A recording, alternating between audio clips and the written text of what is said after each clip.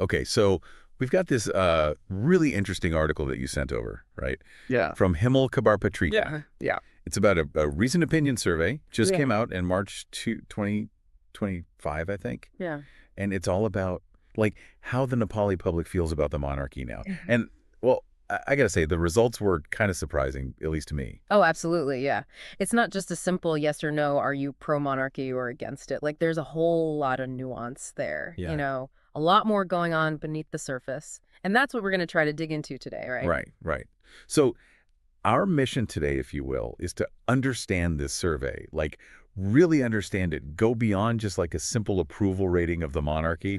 Because what this survey shows, and this is the really interesting part, is that a lot of Nepalists, they're making this distinction. Uh-huh. They see a difference between the king himself and the bigger idea of the monarchy, the institution. Yes, exactly. It's about separating the individual from the concept, the history, the tradition. Yeah. And that's what makes this whole thing so fascinating. We got to ask ourselves, like, why is there still so much support for some kind of monarchy in Nepal? It's been through periods of direct rule, political upheaval, so much change. But this idea persists, so what's the draw? What kind of monarchy are people actually picturing when they say they support it? All right, so let's get into some of these specific data points, yeah. Please. Because they really jump out at you when you start reading. For sure. Like a huge percentage, and I mean big, came out in favor of a constitutional monarchy. Right. But at the same time, they were totally against the king having like direct power, direct rule. Yeah, it seems like a contradiction, right? Yeah, but it's not, really, if you think about it. Not at all. It's like they're saying, okay, we like the idea of a king, but keep him in check, Exactly. And what that tells us is their criticisms, the concerns people have, they're not really directed at the monarchy as like a historical symbol or a cultural thing. They're more about how the most recent monarch has actually acted, the choices he's made.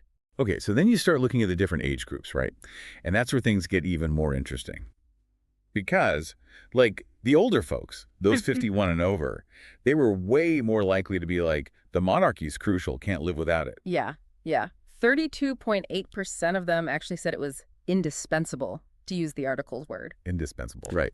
Makes you think, those are the people who live through different times, right? Yeah. Maybe they're thinking about the monarchy's role in, like, stabilizing the country, providing some kind of continuity. Could be. Their lived experience has shaped their perspective, for sure. I mean, contrast that with the youngsters, the 18 to 30 group. Yeah, so different. Only 18.4% of them thought the monarchy was indispensable, and actually, a larger chunk of them, 19.8%, straight up said it was unnecessary. Unnecessary. Wow. Okay, so maybe for them, they've grown up in a Nepal that's, more democratic. They've got different priorities, different ideas about what the country needs to thrive. Right.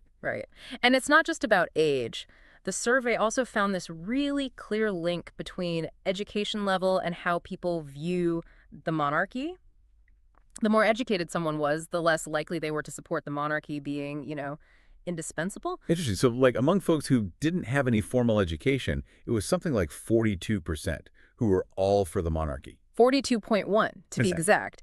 But then you look at those with graduate degrees, the most educated group, and that number plummets all the way down to 6.17%. Huge drop.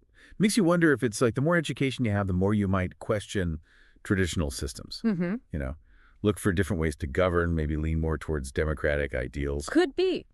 And we see the flip side of that too, right? The idea that the monarchy is not necessary, that gets more popular as education levels go up. So you got 5.4% of those with no formal education saying it's not needed, but then that jumps to 31.6% for the graduate degree holders. Okay, so we've got age, we've got education. What about like where people live? Urban versus rural? Yeah. Any differences there? Yeah, actually, there were some, but they weren't as stark as you might think. Rural areas, they did show slightly more support for the monarchy being, essential, indispensable, 26.5% compared to 20.5% in urban It areas. was a little higher, but not by a ton. Right. But when it came to a constitutional monarchy, the support was pretty much the same in both urban and rural areas. So that preference for a limited role for the king, that seems to be pretty consistent across the board. Seems that way. And it's really interesting. The article suggested that maybe these urban-rural differences, small as they are, they might reflect different things, like how easy it is to get information or how strong traditional values are in different communities. But again, that desire for a constitutional monarchy, that's the common thread. Okay, so last thing before we wrap up, right? Yeah. What about different jobs, different occupations. Did the survey say anything about that? Oh, yeah, definitely. There were some pretty distinct variations there. For instance, housewives, they were the group with the highest percentage who thought the monarchy was indispensable. Really? How high are we talking? 41.2%. Way up there. Wow. Okay, so who was on the other end of the spectrum then? Like, who was least likely to support the monarchy? Well, it was a mix, actually. Students, people working in the private sector, those who are unemployed, and folks working abroad, they were all more inclined to say the monarchy wasn't needed. Hmm.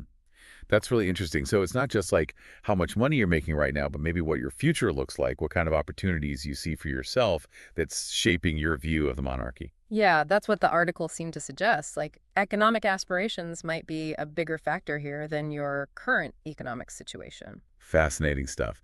Okay, so we've covered a lot of ground here, looked at all these different angles. What's the big takeaway, the main point we should be walking away with? Well, I think this survey, it paints this really complex, really nuanced picture of how the Nepali people feel about the monarchy. It's not just black and white. There's a whole spectrum of opinions out there.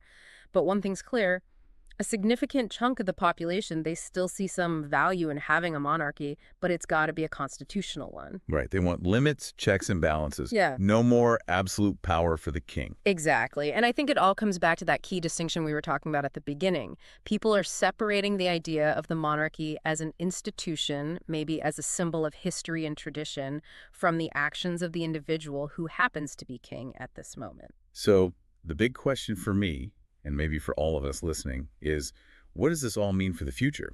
I mean, the monarchy in Nepal, it's clearly at a crossroads. Oh, for sure. You've got these deeply held but very diverse opinions about what role it should play, if any. And then you've got these like demographic shifts, generational changes, economic factors. It's all swirling around. Can Nepal really find a way to balance this like yearning for tradition with this, push for a more modern, more democratic society? Is this distinction between the institution and the individual, is that even sustainable in the long run? Lots to think about, lots to unpack. Yeah, definitely. And, if you're really interested in exploring this further, I think it's worth digging into the history of the monarchy in Nepal, understand how it's evolved over time, the different roles it's played, and then look at the current political landscape. Yeah. What are the key debates happening right now? Because that's going to give you a lot of insight into where things might be headed. Great points. Well, thanks for joining me on this deep dive. It's been enlightening, to say the least. My pleasure. Always happy to chat about this stuff. It's fascinating, right? Absolutely. And thanks to all of you for listening. We'll catch you next time on The Deep Dive.